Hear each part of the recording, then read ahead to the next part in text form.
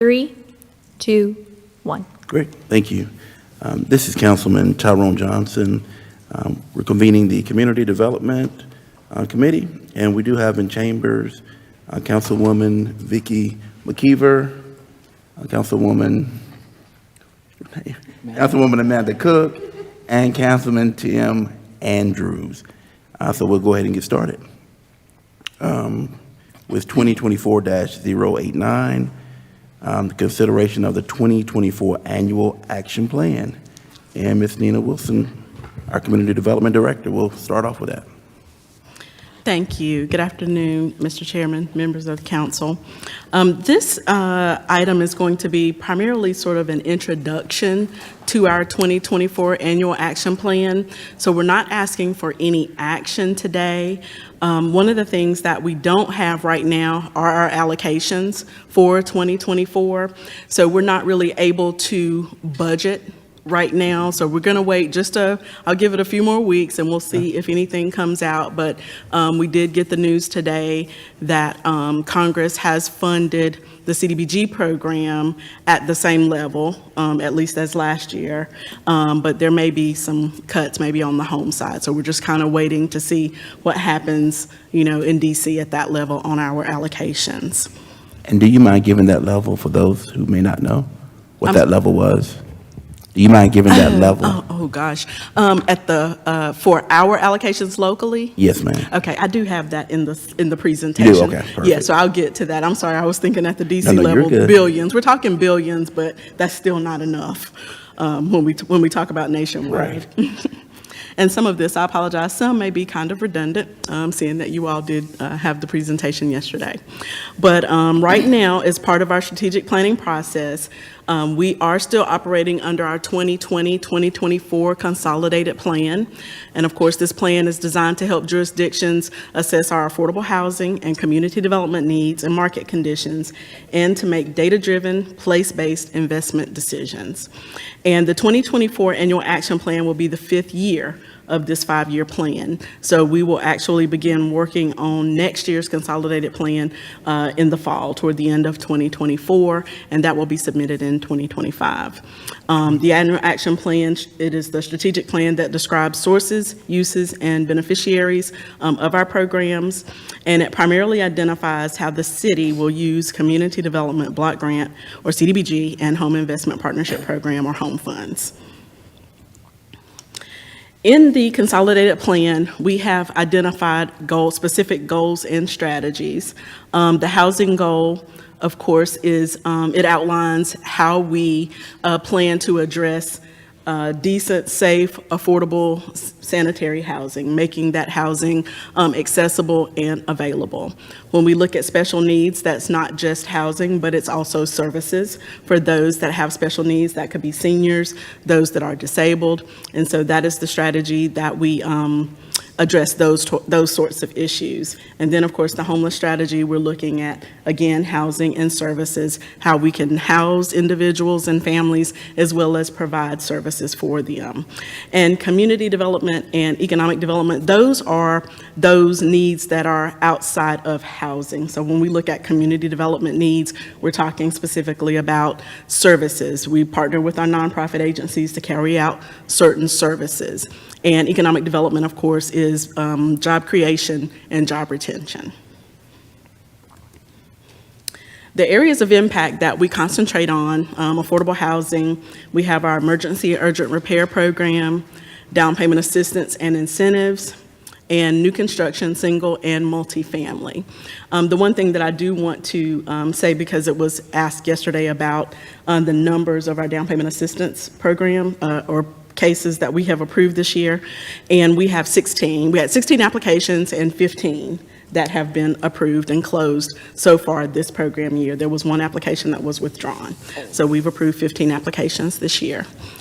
And community capacity building, that we have the public services grants that falls under that category, technical assistance to our neighborhood associations and groups, the VITA program, which, as I mentioned, it's in full swing right now. They are fully booked.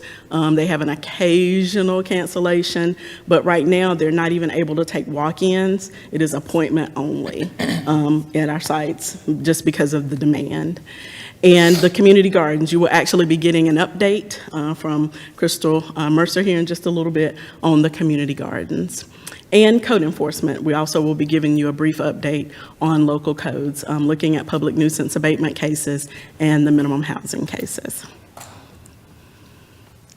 Right now, we're getting ready to go into our citizen participation process. We have 2 meetings that are scheduled. On March the 25th, we have our neighborhood leaders meeting, and that is generally the 4th Monday of each month. So we're going to piggyback off of that meeting and actually invite all of our neighborhoods and the citizens at large to attend that meeting. I have Oakview Recreation Center, but I believe we're going to have to relocate that. So we're looking at some other locations, but there will be an official notice that will be published as to the location and time and everything. And then on April the 2nd, we will be at the High Point Public Library. That one is confirmed.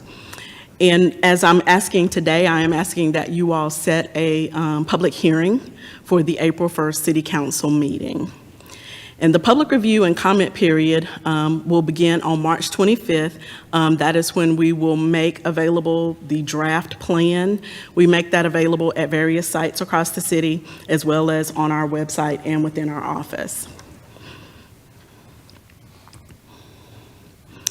And anticipated funding. Last year, these are our 2023 awards. And CDBG, we received $817,693. We certainly hope that we receive at least that amount this year. We are certainly hoping for no cuts. And with the home program, we received $541,533. If we don't get final allocations prior to me bringing the plan back before you, it will be based on estimates, but we won't be able to actually submit the plan to HUD until we get final allocations. It's due May the 15th, but last year we got allocations on May 3rd.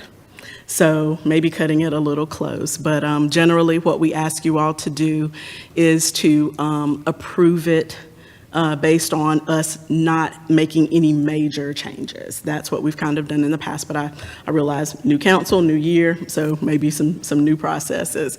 But we will be bringing that back to you. It may include estimates if we don't get those final allocations. And for 2024 North Carolina Housing Finance Awards, we have received a notification for the URP program, the Urgent Repair Program. We did receive $132,000 for that program. And the Construction Training Program, the application is actually not due until after July. And the North Carolina Home Builders Association, they submit that application, but just in our conversations, they're looking at us continuing that program. The Construction Training Program, there are only 3 cities within the state that actually undertake that program. And we get $70,000 from North Carolina Housing Finance, and we match that and pay for the classes with $70,000. And our budget that was submitted last month, it was a total of $1,175,213 for the request for city general funds.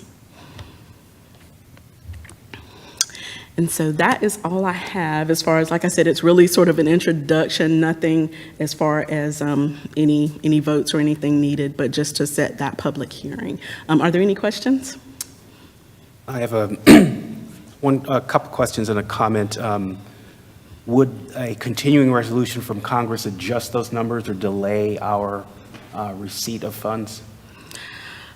Typically not.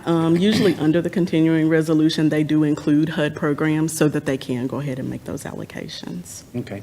And my apologies. When we have a presentation, could you have the acronyms explained out before the first use so we know it? I sure will. Yeah, because I didn't know what URP and CTP meant. I'm sorry. Okay, URP, Urgent Repair Program, and CTP, Construction Training Program. Thank you.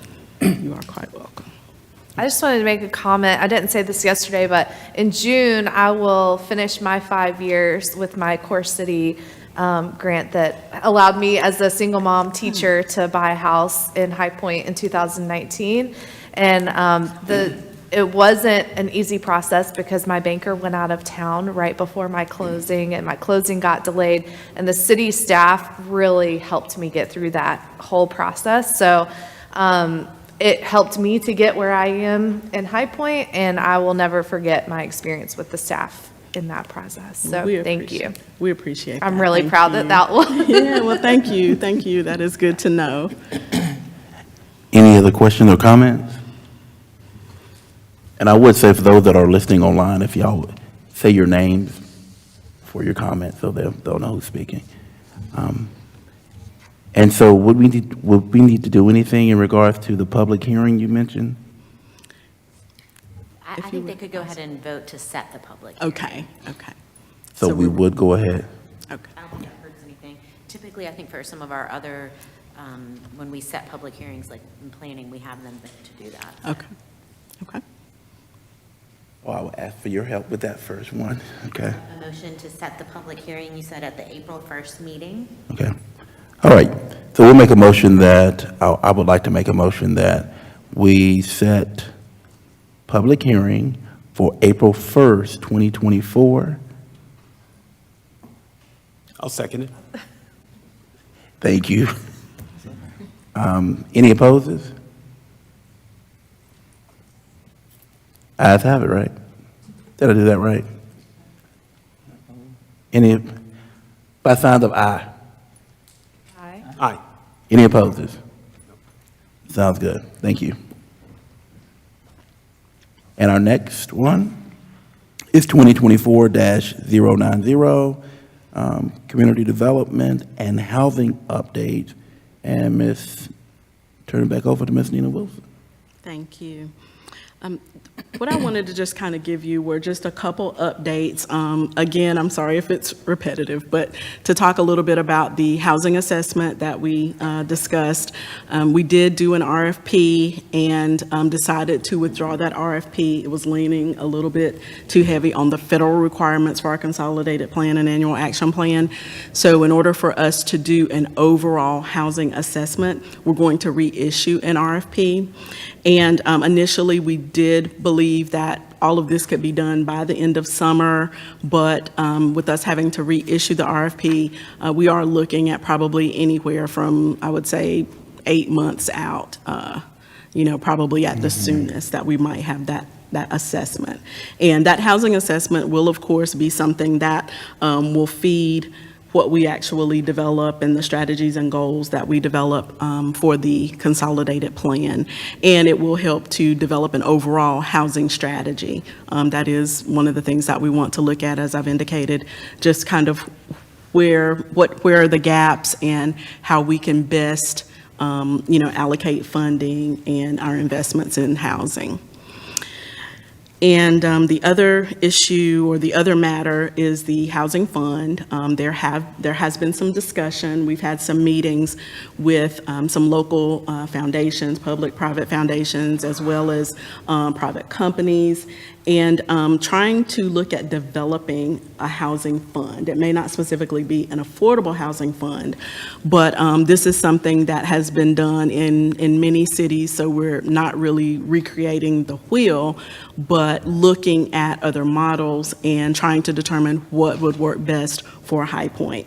And that housing assessment is what will help determine where we need to put those investments. So we do, I say probably for the first time since in a long time, we really have a lot of interest from just the public and from the general community and from our private businesses in our housing crisis. And so that is something that is certainly good to see and to have that interest. So to have those people at the table and really looking at how do we help solve this problem is really something that is refreshing and is good. So we certainly appreciate that.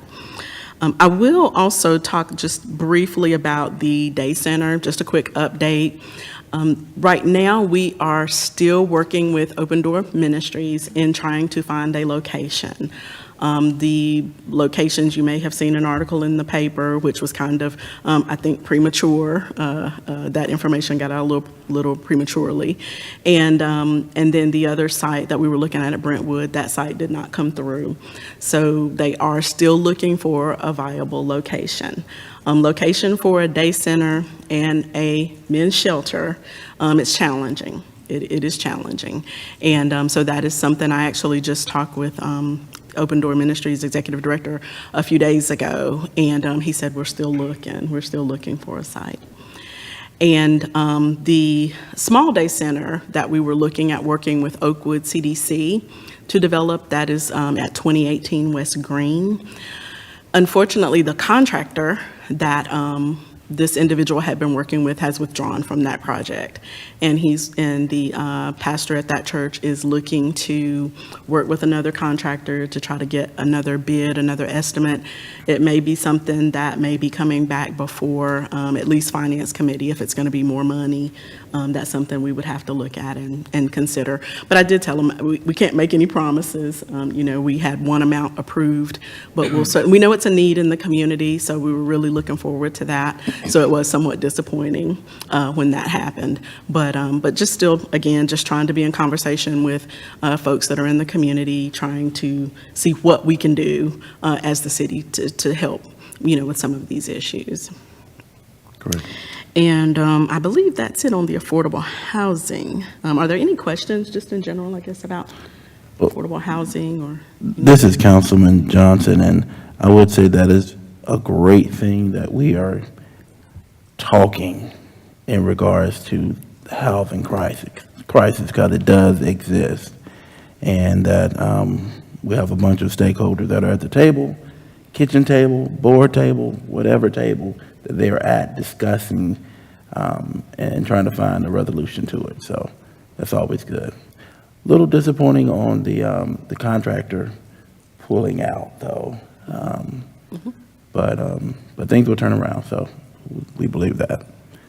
Does anybody have any other questions or comments? Yes, Councilman Andrew, I assume it's far too early with this housing fund to talk about amounts. Correct. Funding, okay. So. Correct. At this point, we are just basically trying to establish needs and look at even just how do we set it up, not even whether we'll fund new construction or if it's going to be, if it's new construction, rehab, if we'll provide down payment assistance, if we will provide rapid rehousing, which is rent and utility assistance. When you look at these housing funds, different areas do different things. So I think that the housing assessment is going to drive where we think would be the best place to invest those monies, but have not really discussed any amounts or anything like that. Okay, thank you. No other questions, comments? Okay. All right, we'll keep it moving. The next item is 2024-091, where the community and school garden updates. And Ms. Nina will, is that right? Right. Will, Can we go back to item 2? I was going to just give you a quick Absolutely. Update on local codes, and I'm sorry I don't see Ms. Sims here. She was supposed to be here to give you an update on the COC. So just kind of wanted to just give you some numbers. I know that in the past we have provided monthly reports on local codes and those initiatives and how we're coming along with proactive code enforcement. But just to give you some numbers for the month of February, there are 418 total active cases. Within minimum housing, we have 25 cases. Public nuisance, there are 99 cases. And with zoning complaints, and these are new cases, I'm sorry. These are new cases for the month of February. So some of these cases are from prior months, so that's not going to add up to the full 418, but just for the month of February. 24 new cases for minimum housing, 99 for public nuisance, and 56 zoning complaints, which are vehicles, signs, banners, those types of things. And during the month of February, they collected 191 signs. So right now, we know that there are a lot of election signs out. Those will remain out and until we meet that statutory limit as to when they're supposed to be out, and then local codes will certainly take a look at that. But what I did want to do also was to introduce you to Kaylee Parrish. Kaylee is our interim code enforcement manager, and so I did want you all to be able to put a name with a face, and if you have any issues or any problems, certainly reaching out to Greg, me, or Kaylee when it comes to local codes. And we are all in the same emails and same groups to try to address our local codes issues. Great. And for the CAC, what I will update, COC, and that's Continuum of Care, Guilford County Continuum of Care, the COC. We have tons of acronyms, I think you all know. Wanted to just give you a brief update on the hotels, the emergency assistance. What Ms. Sims did tell me is that the city, we did provide $50,000 for the emergency hotel assistance. But what she saw the greatest need for was actually rent and utility assistance. And in our contract, we did allow rent and utility assistance. This was something that we did in conjunction with Guilford County and with the city of Greensboro. Their contracts were specifically for hotel assistance. But she was able to serve the contract. We said that we would serve 12 families, 12 households. She's met that, so cut that off with the 12, just so that we would have available funding to last through the end of March for the hotel assistance. And she said that she has spent about 75% of that $50,000. That is what she reported yesterday during our Continuum of Care board meeting. Are there any questions about local codes or the COC or homeless initiatives? Councilman Andrew, just for my curiosity, I'd like to see the data on the 25 minimum housing. I'd kind of like to get a feel for what these violations are. Oh, okay. For the new cases, Correct. the active minimum housing cases? Okay. We can provide that information. Well, this is Councilwoman Cook. I'll be meeting with the Combined Task Force tomorrow for the first time. So I'm just wondering, are there other needs that we should be coming to those meetings with that are pressing? Or any other specific to High Point perspectives that I should take to that? And Greg, you may want to speak to that some as well, but primarily what they are working on right now is looking at the structure of the COC, and so there are consultants that have been presenting CSH. When it comes to specific needs or anything like that, we really have not, at this point, have not really been presenting any of those things. It's been more of kind of discussions and where are we. Some of the things that were initially identified, it was a matter of the number of permanent supportive housing units. That was a big issue. And just trying to determine, at that time we determined, I believe there were 400 units that were needed, and Greensboro was looking at bringing 250 of those units online. We don't have any permanent supportive housing projects online at this time, but also I learned yesterday that project has kind of been put on hold in Greensboro, and it's going to take them a little bit longer to bring those units online. So I don't know, Greg, do you want to add anything to that? Greg Ferguson, Deputy City Manager. Most of the efforts to date have been centered around education to determine the spectrum of housing needs and housing services that are existing in the county, are needed in the county, and then are needed in the respective cities. And the needs are different, Greensboro and High Point, Guilford County.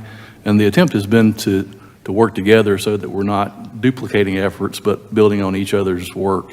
And so, to Nina's point, this strategic planning process really has to wind its course, because there's not a magic bullet for any of this. It's a lot of pieces and programs have to be put into place. And, it's thinking through the things like emergency housing and hotels. You can't just put somebody in a hotel and leave them there for a week with no transportation, no mental health service, or whatever that No particular case need management. might be. So it's a whole lot more than just the housing component. So a lot of it really has been kind of learning from the professionals that deal with it every day, and then learning the parts that we have existing in Guilford County, and then areas that we really need to supplement. Where are the gaps? And so each community has projects that we're working on. Our high-profile one is the shelter and the day center, but there's certainly a lot of other needs that we have here in the city.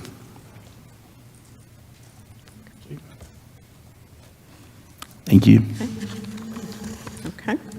All right, we'll go ahead with the next one if you, all right. 2024-091, Community and School Gardens Update. And Ms. Crystal Mercer will lead us in that. Good to see you. Good seeing all of you. I believe Happy New Year's, right? I don't think I've seen you since last year. That's right. Happy New Year's to you. Yeah, it's been a minute, and I want to apologize for the logo in your High Point logo. This was produced last year, and I know you got a great logo now, so I will get that corrected next time. Thank you. But I'm here to report the community and school gardens as of last quarter. In High Point, there are 50 community gardens, and they're broken down by the neighborhood, schools, youth, community organizations, and urban agriculture. And the next time you see me, there will be more community and school gardens added. The 2023 City of High Point Community Garden Assistance Program approved several of gardens here in High Point. And this is the first time we had a school that was approved, and that is Fairview Elementary. And thank you so much for the support of our gardens. And there were 11 grants received, totaling over $900. And they got wood mulch, compost, topsoil. And there was a savings of $1,200 just by these community and school gardens going through the city approval through the grant program. As of last quarter, here are the new and restart gardens. There are 3 in High Point. There's 3 schools, and there's 3 also in Greensboro. And in the whole Guilford County, I have 164 community and school gardens combined. Well, you can't do this alone, so we partner with several organizations, and one is the Extension Master Gardener Program in Guilford County. And they have a committee every year to offer grants for schools. And last year, there were several schools in High Point, and they received $300 for a project they have at their school. Fairview is on there, Oak Hill, High Point Friends, Shady Brook, and also have several examples of the schools that received the $300. Now this, at High Point Friends School, we're going out pretty soon to get them started with their plantings. And I would definitely bring pictures of what has happened. Shady Brook Elementary is another recipient of the $300. And just to look at this little small area, you can produce a whole lot of produce in that area. And that was pretty much what they had, had at least 8 hours of sunlight. And it's perfect for the size of the school that they have, their classrooms.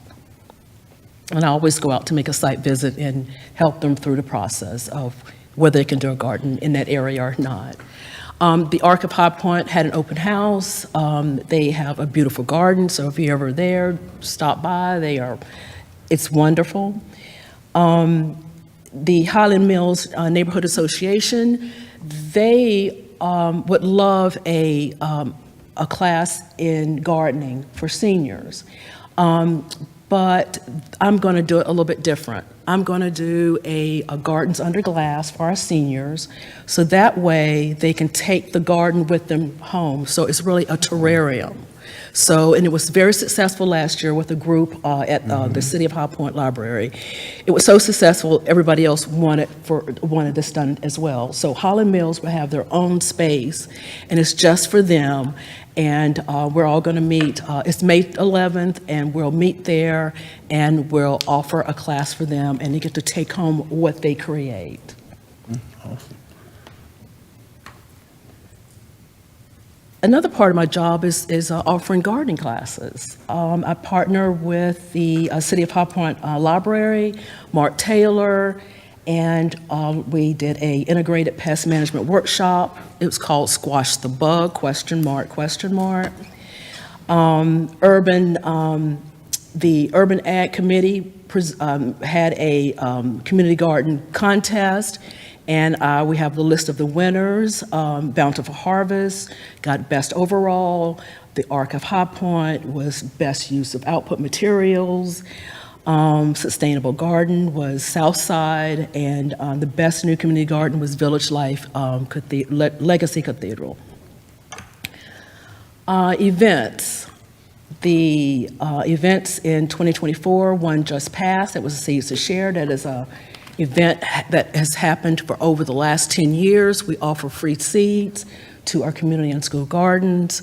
Donations come through big box stores, nurseries, anywhere that has that sells seeds. We are there to ask for donations, and everybody is so generous with their donations. There's spring gardening that's coming up March 16th. I have a summer gardening in May, fall gardening in August, and a free plant giveaway again this year. And also Severo's Tri-County Garden Center, they are so supportive of the gardens here in High Point. And I just want to give them a shout out. So whenever I have classes, I always try to make sure everyone walks away with seeds so they can start their own project or a plant. And Severo's has always been so gracious to help me offer them something to take home and get something started at home. Are there any questions? Yeah, Councilman Andrew, the seeds and the plant giveaways, they vary based on your donations? Yes, they do. They certainly do. But whatever I don't have, I will partner with the Greater High Point Food Alliance, and they also have a seed bank here in town. So we just work together. We figure something out. We do a workaround. Excellent, thank you. Yes. Any other questions or comments? Great. Thank you so much. You're welcome. Thank you so much for having me. Yes, ma'am. Oh, I want to add also, we have a brand-new department in Guilford County, and it's called Food Security. It's a food security program. They are going to keep up with the number of acreage of all the gardens in Guilford County and how much produce is produced out of that garden. So they're starting to get the data for that. But I do have a little bit to share with you. Last year, there were over 33,674 pounds of produce given away to communities and community kitchens and food banks, which equals out to 16.8 tons of food. Okay. Excuse me, Councilman Andrew again. That 16 tons of what was produced locally? Outstanding. Yes, sir. Okay. Yes, That's exactly right. Absolutely. It's amazing. Yes. That's yeah, incredible. Anyone else have any questions, comments? Great. Thank you so much, Ms. Crystal. Definitely appreciate you. And if there's nothing else, I would say to those that are listening, today is election day, so go vote. All right? 4 hours. Yes, you do. And the meeting now is adjourned.